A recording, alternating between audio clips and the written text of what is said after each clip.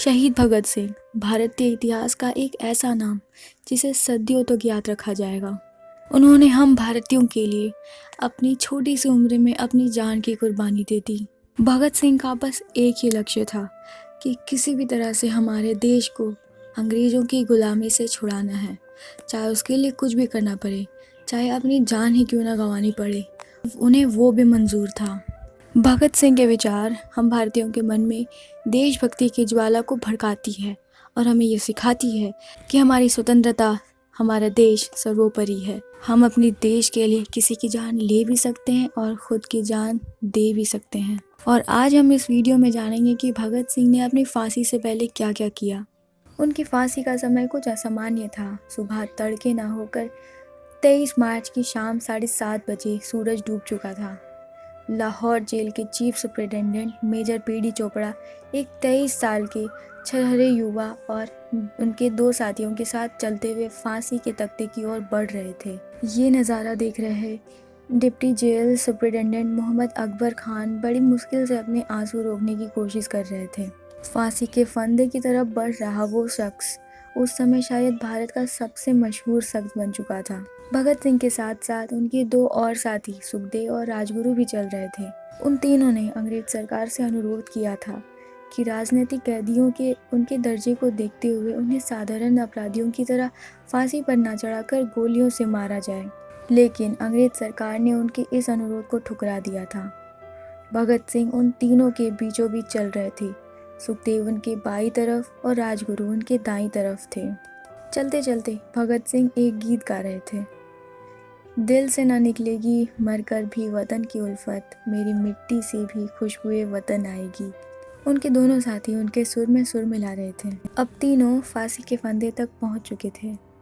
भगत सिंह ने फांसी से पहले फंदे को चूमा। सतविंदर जस अपनी किताब the execution of Bhagat Singh में लिखते हैं, इस क्षण को महसूस करने के लिए भगत सिंह ने अपनी ज़िंदगी देश के लिए न्यौछावर कर दी, बल्कि उन्होंने इस क्षण का बाकायदा इंतज़ार किया था, इसकी योजना बनाई थी। फांसी के फंदे को उन्होंने खुद अपने गले पर पहना था।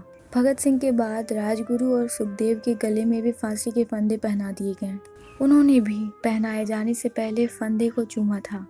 उनके हाथ और पैर बांध दिए गए थे। कुलदीप नैयर अपनी किताब without fear the life and trial of Bhagat Singh में लिखते हैं, जल्लाद ने पूछा था कि कौन पहले जाएगा, तो सुखदेव ने जवाब दिया था, मैं सबसे पहले जाऊंगा।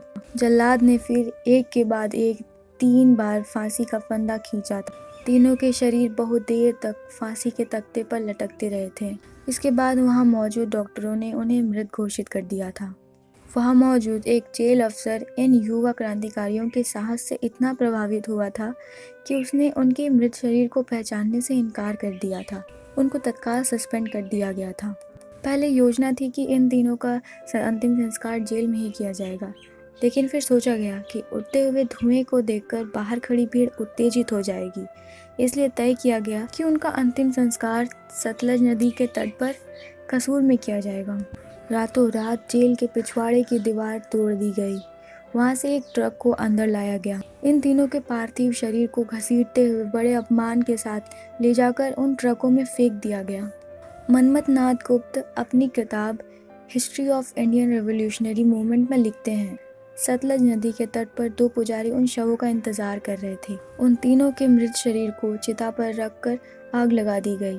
जैसे ही भोर होने लगी, जलती चिता की आग बुझाकर आधे जले हुए शरीर को सतलज नदी में फेंक दिया गया। बाद में इस जगह की शिनाख्त चौकी नंबर 201 के रूप में हुई। जैसे ही पुलिस और पुजारी वहां से हटे, गांव वाले पानी के अंदर घुस गए। उन्होंने अधजले शरीर के टुकड़ों को पानी से निकाला और फिर ढंग से उनका अंतिम संस्कार किया। अंग्रेजों के इन अपमानजनित और घिनौने कार्य को देखकर आप जान सकते हैं कि अंग्रेज हम भारतीयों को उस टाइम में कुछ नहीं समझते थे, लेकिन भगत सिंह और उनके 2 साथियों ने शहीद होकर हम भारतीयों के मन में देशभक्ति की ज्वाला फिर से भड़काई, जो हमें स्वतंत्रता प्राप्ति के लिए ज़रूरत थी। भगत सिंह के विचार और उनकी प्रेरणा हमारे दिलों में हमेशा जीवित रहेंगे। भगत सिंह ने मृत्यु चुना, अंग्रेजों की गुलामी नहीं, और हमें सिखा गए स्वतंत्रता हर व्यक्ति का कभी ना खत्म होने वाला जन्मसिद्ध अधिकार है। उन्होंने एक बार कहा था, वे मुझे मार सकते हैं लेकिन मेरे विचारों को नहीं मार सकते। वे मेरे शरीर को कुचल सकते हैं, मेरी आत्मा को नहीं। तो दोस्तों, हमें अपने अंदर भगत सिंह के विचारों को हमेशा जलाए रखना है और अपने देश के प्रति देशभक्ति भी हमेशा जगाए रखनी है। आपको हमारे ये छोटा सा वीडियो कैसा लगा कमेंट में ज़रूर बताइएगा और ऐसे ही अमेजिंग वीडियोस देखने के लिए हमारे चैनल को ज़रूर से ज़रूर सब्सक्राइब करिएगा। धन्यवाद। आपका दिन शुभ हो।